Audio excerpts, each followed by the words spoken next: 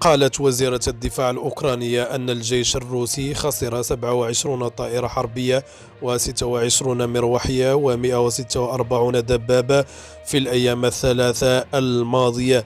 وقالت نائبة وزيرة الدفاع الأوكراني هانا ماليار يوم الأحد أن القوات الروسية فقدت نحو 4300 جندي خلال غزوها للأراضي الأوكرانية. وقالت أيضا على صفحتها على فيسبوك أن القوات الروسية فقدت نحو 146 دبابة و27 مقاتلة و26 طائرة هليكوبتر.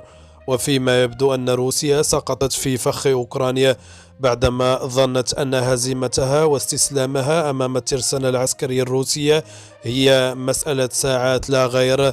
بوتين وضع الشعب والدولة الروسية واحدا أمام العالم، عقوبات اقتصادية رياضية وسياسية، فكل الدول الغربية تتواجد مع أوكرانيا وتدعمها بالأسلحة في ساحة المعارك مجهزة بأحدث الأسلحة.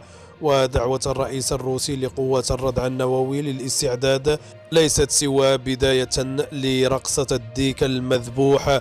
الغزو الروسي غير مقبول كليا، وروسيا بوتين لن تكسب الحرب في أوكرانيا حتى ولو استطاعت إسقاط كييف، ببساطة لأن كل الشعب الأوكراني شعر بالاحتقار على اختلاف أطيافه، وسيبدأ بحرب الشوارع التي ستدمر الجنود الروس وستتساقط عليهم المولوتوف من كل جهة، وحرب إعلامية كبيرة يقودها الغرب لصالح الأوكرانيين أو دولة أوكرانيا.